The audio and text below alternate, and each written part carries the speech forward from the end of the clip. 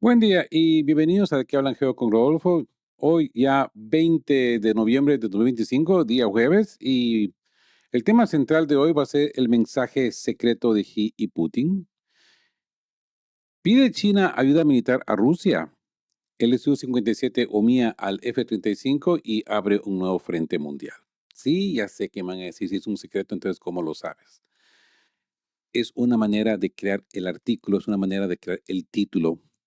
Es solamente la representación de algo que no se sabía y que ahora pues se está dando a conocer. Era un secreto, quizás ya no lo es. Quizás hay muchas cosas que incluso no vamos a entender en el futuro, en un futuro próximo, pero ya se empiezan a hablar de estos temas. Así que bienvenidos al análisis del día que podría cambiar el mapa geopolítico mundial.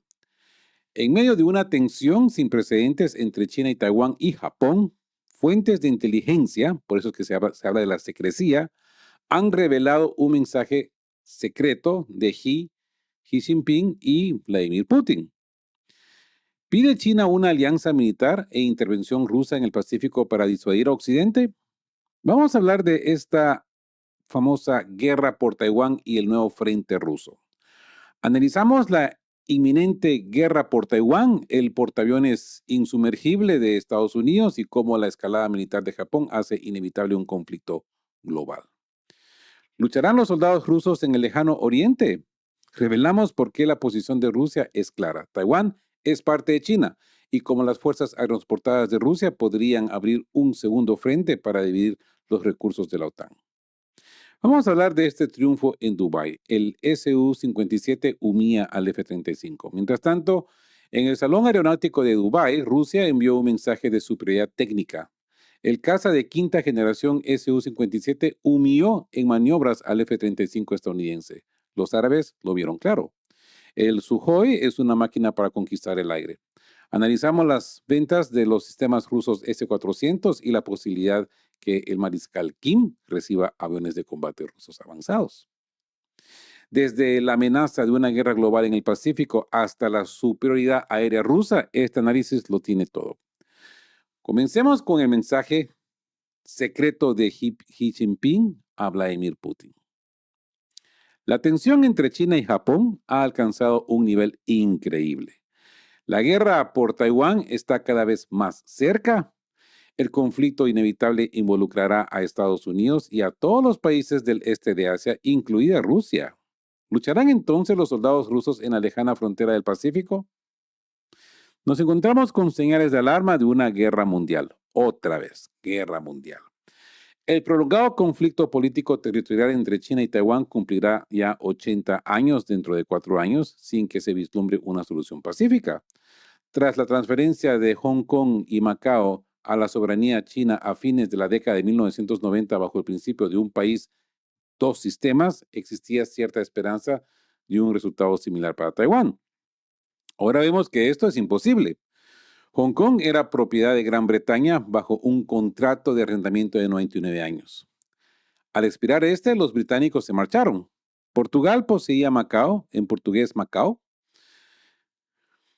bajo el derecho del control perpetuo, pero renunció a él voluntariamente. La situación de Taiwán es fundamentalmente distinta. No está controlada por colonizadores extranjeros. El poder reside en manos de los chinos.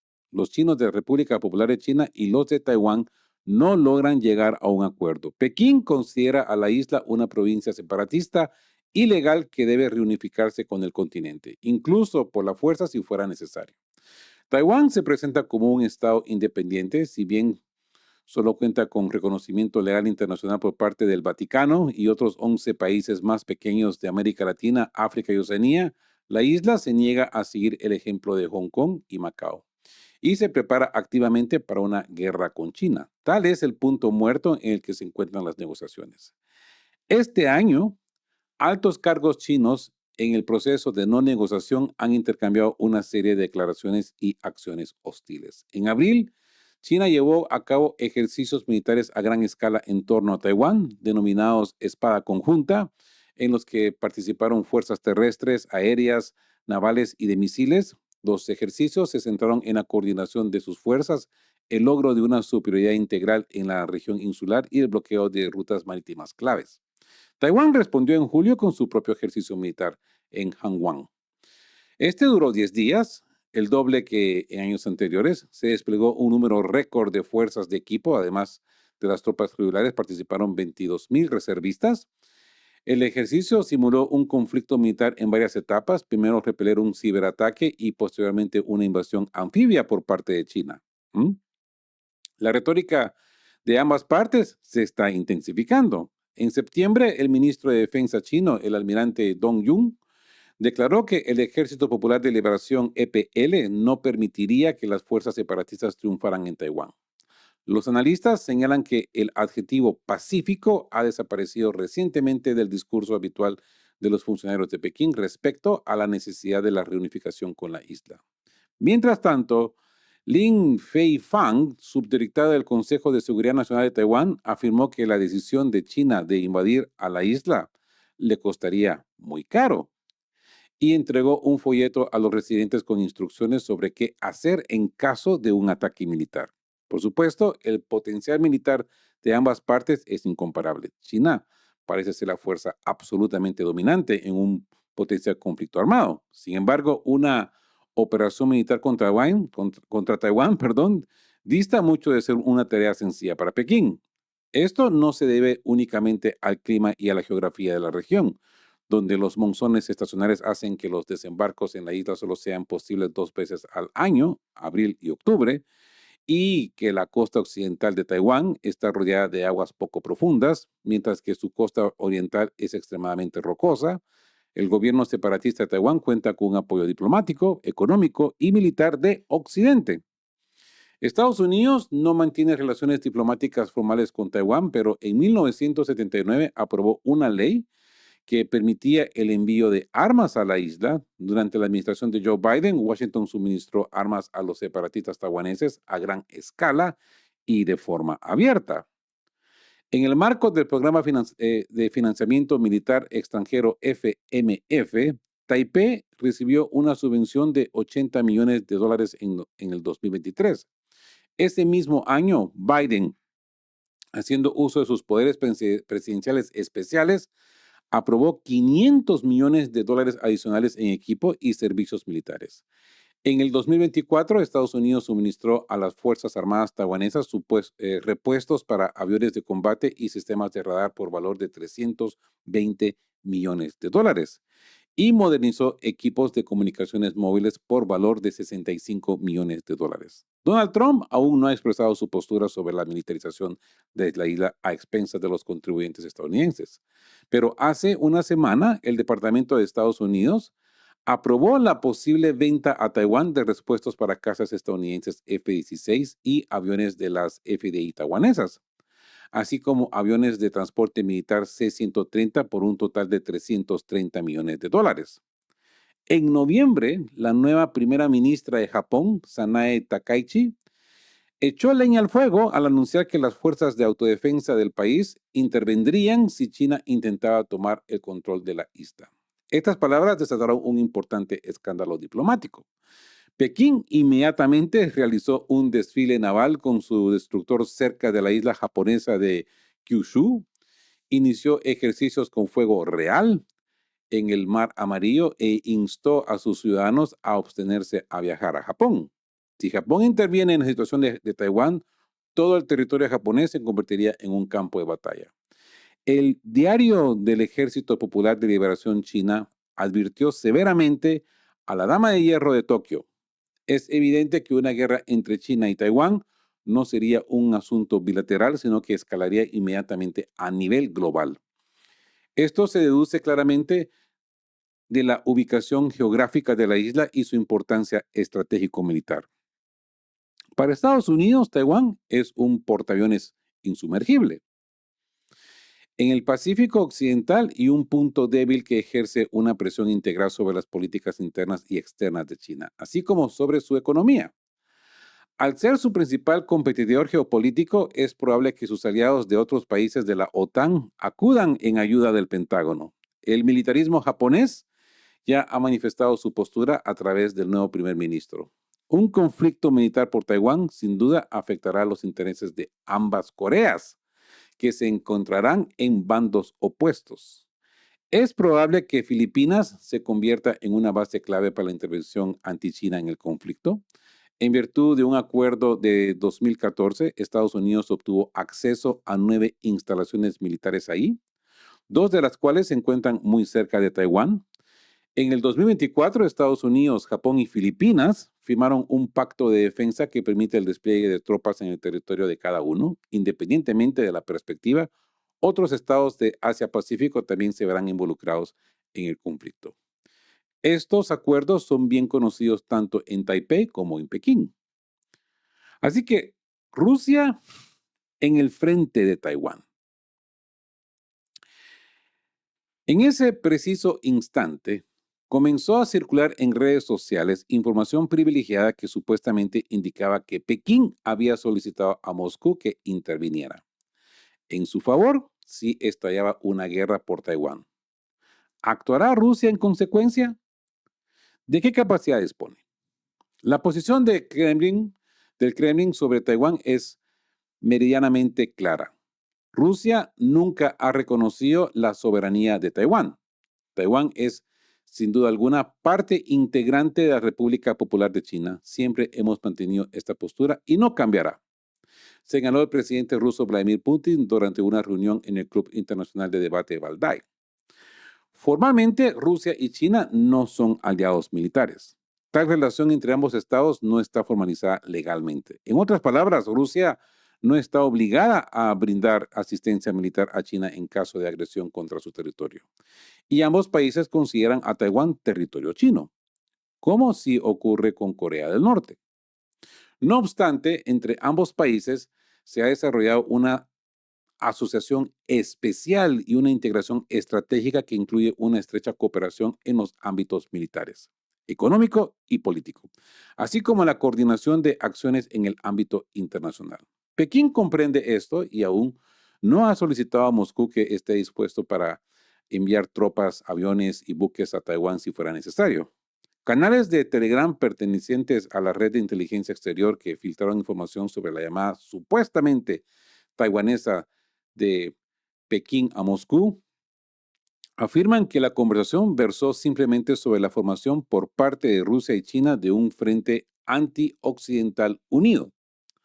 Rusia sin duda cuenta con los recursos políticos, diplomáticos y económicos necesarios para influir en un posible conflicto militar por Taiwán.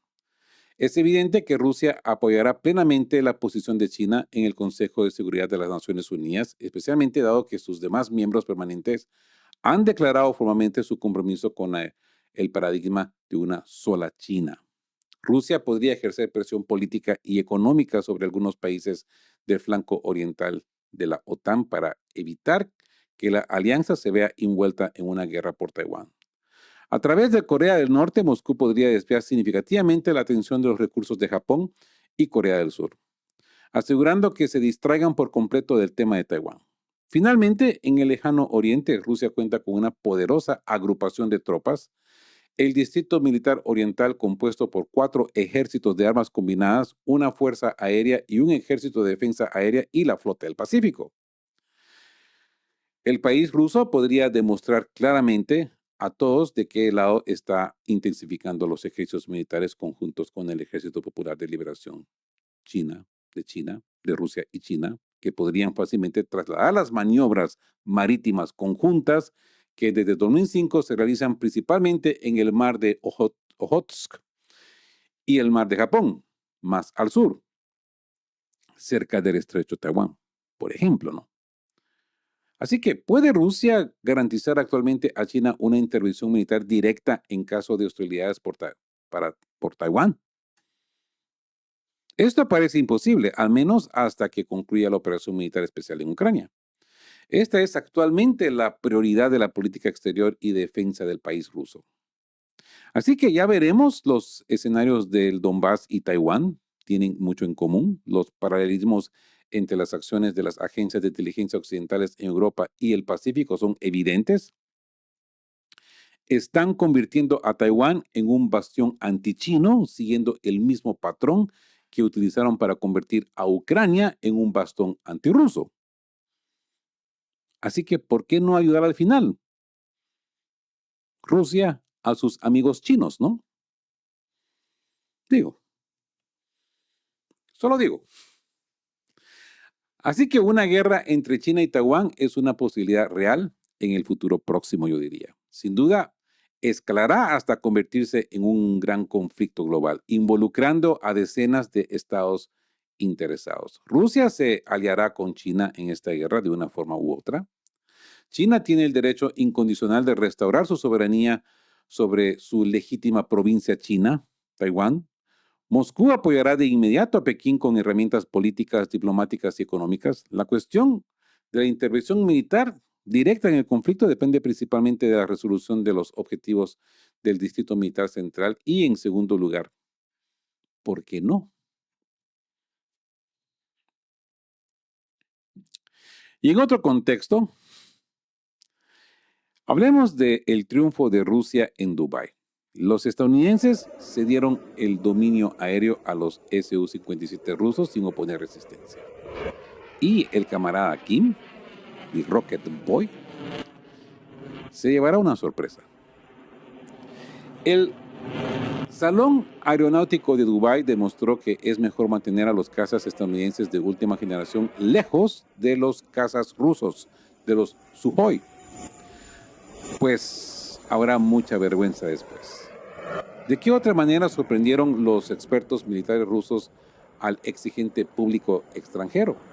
Rusia ha preparado una destacada exhibición para el reciente inaugurado de Salón Aeronáutico de Dubái 2025, la mayor feria aeronáutica de Oriente Medio. Según se informa, Rosoboronexport está enviando más de 850 armas y equipos militares a Emiratos Árabes Unidos que Rusia puede ofrecer a compradores extranjeros. Aquí tienen algunos datos breves y concisos sobre este aislamiento, ¿no? Como era de esperar, la atención se centró en las aeronaves y sus contramedidas. Entre las principales exhibiciones rusas figuraban, como se preveía, el avanzado caza de quinta generación Su-57E, el helicóptero de ataque K-52E y el entrenador de combate polivalente Yak-130M. Rusia también presentó el imponente avión de transporte Il-76MD-90A y el helicóptero ligero polivalente Ansat. En cuanto a los sistemas de defensa aérea, el sistema de misiles de largo alcance S-400 y los sistemas de misiles de corto alcance Pansir SMDE fueron los protagonistas. Almaz Antey también llevó a la exposición la versión de exportación del sistema de defensa aérea de medio alcance Buk M3, apodado Vikingo. El motor el motor AL-51F1 de quinta generación, producto 177S que impulsa al Su-57, que impulsa el futuro Su-75, recibió una exhibición separada. En tamaños pequeños, las empresas rusas ofrecen a compradores extranjeros los drones de reconocimiento táctico Orlan 10E, Orlan 30, el SK-350M y el Supercam. El avión de entrenamiento UTS-800, una versión adaptada del avión turbohélice austriaco Dart, desarrollado por la planta de aviación civil de los Urales, se distinguió en el seguimiento civil. Como era de esperar, las empresas de defensa rusa enviaron una amplia variedad de misiles a la exposición, desde el RVVBD, misil aire-aire de largo alcance, hasta el KH-UPLA, diseñado para armar drones. También se exhibieron los RVVMD, misiles aire-aire de corto alcance, el misil universal KH-38ME y el misil táctico aire-superficie KH-69 y el cohete bomba Grom-E-1. En general, la industria rusa de defensa ofrece prácticamente la misma gama de productos militares que antes de la operación militar especial, con la salvedad de que se han logrado avances significativos a lo largo de los años, tanto en el uso de drones como en las contramedidas contra ellos, así como por el hecho de que los diseñadores rusos y fabricantes de aeronaves no se han quedado estancados. Y en los últimos años han puesto en producción una serie de máquinas que antes estaban disponibles en unidades individuales. Así que ruso contra estadounidense. Como era de esperar, el ya tradicional enfrentamiento entre el Su-55 y el F-35 estadounidense, pues era inevitable. Ambos aviones son cazas de quinta generación, aunque este término podríamos decir, controvertido, y ambos ya han volado. Ambos aviones son impresionantes, pero el F-35 es notablemente, yo diría, inferior que el Sukhoi en acrobacias aéreas. Es hora de que los organizadores estadounidenses de este tipo de eventos comprendan que no deberían volar junto a aviones rusos en exhibiciones. El F-35 tiene muchas ventajas, pero claramente no es una máquina para conquistar el aire en el sentido tradicional. El piloto ruso Sergei Bogdan, como siempre, logró cautivar al público con su magistral pilotaje, donde piloto y avión parecían uno solo. Señala algunas publicaciones en lengua árabe. Casualmente, los estadounidenses hicieron precisamente eso en la exposición aéreo India del 2025 y cancelaron una actuación previamente prometida porque un avión ruso despegó. En este contexto, Vadim Badekha, director general de la Corporación Aeronáutica Unida, anunció la entrega del Su-57E a un cliente extranjero, los cuales ya se encuentran en servicio. Los observadores asumieron lógicamente que se trataba de Argelia, un comprador clave de armamento ruso. En el 2022, Argelia adquirió 12 Su-57 y es lógico que actualmente se esté cumpliendo su contrato. Argelia también compró Su-35, Su-34 y un gran número de vehículos terrestres de diversos tipos a Rusia. Sin embargo, al analizar la rivalidad entre el Su-57 y el F-35, es lógico considerar no solo su rendimiento en vuelo, sino también su éxito comercial. El número de países que han encargado los pingüinos estadounidenses se acerca a la veintena y la producción total de aeronaves supera a las 1,200 unidades. Lockheed Martin planea cerrar el año con 190 F-35 producidos, 46 de los cuales se fabricaron en el tercer trimestre. La cartera de pedidos total de la aeronave estadounidense se estima en 3,500 unidades. Sin embargo, esta cifra resulta engañosa, ya que la industria técnico-militar se caracteriza tradicionalmente por su hermetismo y la intención de compra no implica necesariamente la compra en sí. Las posibles consecuencias del Salón Aeronáutico de Dubái en el 2025 parecen similares. El día de la inauguración, el presidente estadounidense Donald Trump anunció que aprobaría su contrato para la venta de 48 F-35 a Arabia Saudí. Estados Unidos se había mostrado reacio durante mucho tiempo a vender estos aviones a Arabia Saudí, considerándolos un medio para mantener la hegemonía militar de Israel sobre otros países de la región. El príncipe heredero Mohammed bin Salam, quien viajó a Estados Unidos, logró impulsar el acuerdo. Sin embargo, los éxitos geopolíticos y técnico-militares de otros países son tema para otro momento. Y les tengo noticias al respecto de esto en el siguiente segmento de ¿Qué hablan qué? Por ahora es importante señalar que la maquinaria rusa se desenvuelve con mayor seguridad en el aire, mientras que la estadounidense lo hace a la hora de cerrar contratos multimillonarios. En general, existe la opinión de que los árabes, y no solo ellos, están utilizando los aviones rusos para presionar a los estadounidenses y conseguir condiciones más favorables en el acuerdo, cuando inicialmente tenían la intención de comprar aviones estadounidenses. Y así que un avión para el mariscal King. Sin embargo, a algunos expertos occidentales les preocupa que un país muy inconveniente para Estados Unidos y Occidente en general puede estar haciendo una apuesta importante por los cazas rusos de quinta generación. Y ese es Corea del Norte. Sí. Lo cierto es que la Fuerza Aérea es el talón de Aquiles de la maquinaria militar norcoreana. Pyongyang todavía tiene hasta 100 cazas MiG-17 en servicio, adoptados por la Unión Soviética en 1953, pocos meses después de la muerte de Losif Stalin, y que ya eran aviones seriamente obsoletos al comienzo de la guerra de Vietnam.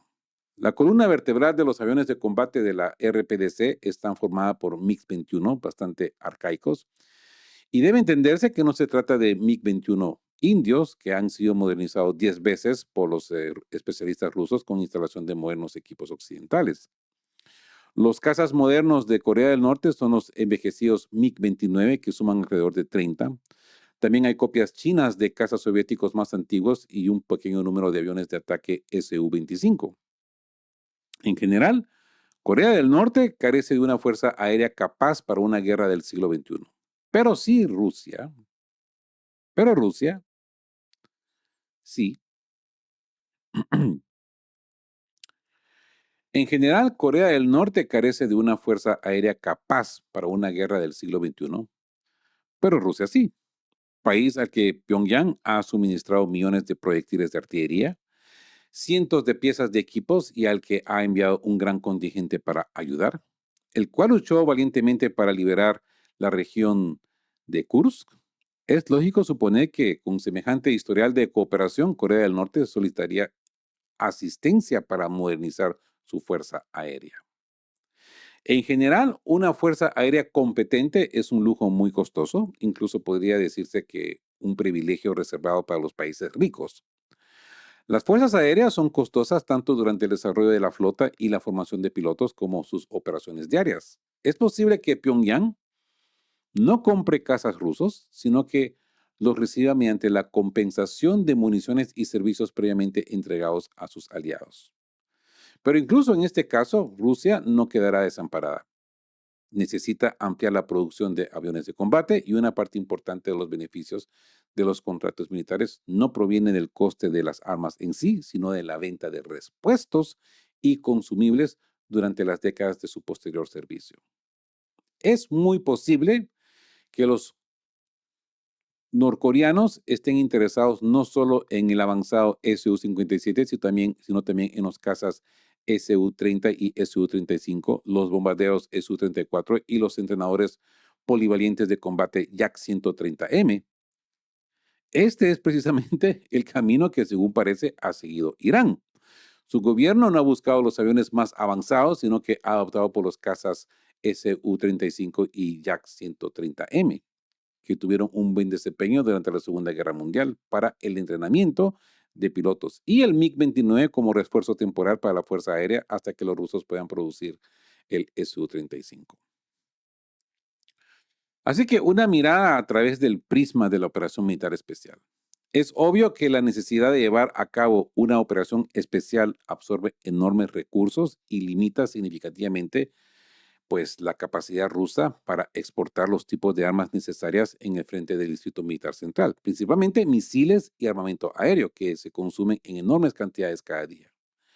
En tales circunstancias, la mayoría de los países dejarían de vender armas a los mercados extranjeros por completo, destinando toda la producción a la necesidad del ejército en combate. Sin embargo, en Rusia se están encontrando maneras de mantener su posición en el mercado internacional, quizás con una estrategia a largo plazo, limitándose a entregas mínimas y ofreciendo a sus socios precios atractivos para los próximos años, creando así una cartera de contratos a largo plazo que mantendrá ocupado el complejo militar industrial una vez finalizadas las operaciones de combate. No se puede afirmar nada con certeza debido a la naturaleza hermética del sector, como ya se ha mencionado, ¿no? Sin embargo, está claro que la experiencia de la operación militar especial no ha sido en vano para los fabricantes de las operaciones eh, en vivo, ¿no? Podríamos decir, y principalmente con los drones, ¿no? Esto se evidencia al menos en el hecho de que las empresas nacionales rusas ofrecen munición especializada para armar drones. La experiencia en operaciones antidrones ha propiciado una nueva e importante mejora del renombrado sistema Pantsir, que aparentemente prescindirá por completo de sus cañones. Por un lado, tal transformación parece contraintuitiva, ya que los proyectiles son el medio más económico para interceptar aeronaves enemigas de largo alcance. Sin embargo, en los últimos años, el sistema ha incorporado misiles 19YA6 económicos y de pequeño tamaño, lo que permite aumentar la carga de munición para un lanzador a 48 misiles frente a los 12 anteriores. La eliminación del armamento de cañones permite obtener una aeronave más ligera y fácil de fabricar. Al parecer, las Fuerzas Armadas rusas y por consiguiente la industria rusa consideran que la versión del Pantsir equipada exclusivamente con misiles, es al menos tan eficaz como la versión anterior que combinaba misiles y cañones. Al ofrecer el Yak 130M como un avión polivalente para la exportación, ¿acaso Rusia no ha aprovechado plenamente su potencial como portador del armamento de precisión a largo alcance? En este error, el Yak 130M puede brindar apoyo en el campo de batalla a las tropas, desplegando municiones planeadoras y misiles aire-tierra desde una distancia segura y defender al país de drones y misiles de cruceros enemigos. A diferencia del envejecido Su-25, el Yak 130M cuenta con un radar totalmente funcional y un moderno equipo electrónico, lo que permite el uso selectivo de armas de precisión en lugar de bombardear campos y bosques de forma indiscriminada. En cuanto al turbohélice UTS-800, solo cabe encogerse de hombros. Es una lástima que su desarrollo se retrasara tanto y que ahora se produzca en cantidades ínfimas. El Ministerio de Defensa recibió 2 unidades. Lo cierto es que estas mismas aeronaves serían extremadamente útiles como interceptores de los drones ucranianos de largo alcance que aterrorizan a las ciudades rusas cada noche. En resumen, Rusia ha demostrado una vez más su gran poderío en aviación y defensa antiaérea y su capacidad para fabricar aeronaves de vuelo impecable y también para derribar sin piedad quienes las pilotan. Cuentan con desarrollos para afrontar los desafíos actuales y futuros, por lo tanto, con el enfoque adecuado y las decisiones pertinentes, Rusia puede en un plazo relativamente corto, de forma independiente y utilizando sus propios desarrollos, subsanar las vulnerabilidades expuestas por la guerra. Muy pocos países en el mundo pueden presumir de tal capacidad, ¿verdad? Hemos trazado la línea roja del conflicto, la guerra por Taiwán parece inminente, y la pregunta no es si Rusia apoyará a China, sino cómo. El mensaje secreto de Xi a Putin subraya la formación de un frente antioccidental unido que busca dividir y saturar los recursos de la OTAN. La posición de Moscú es clara. Taiwán es parte de China y Rusia utilizará todo su peso político, económico y militar para respaldar la soberanía china, tan pronto como concluyan los objetos prioritarios del Distrito Militar Central. Y ese poder aéreo como mensaje estratégico. Mientras la OTAN se prepara para el Pacífico, Rusia demuestra que su tecnología no se detiene. El triunfo del Su-55 sobre el F-35 en el Salón Aeronáutico de Dubái no es un mero espectáculo, sino un mensaje estratégico global. Rusia puede innovar, producir en serie y mantener su dominio aéreo. Esta capacidad se extiende a la defensa aérea con sistemas S-400 y las nuevas contramedidas contra drones.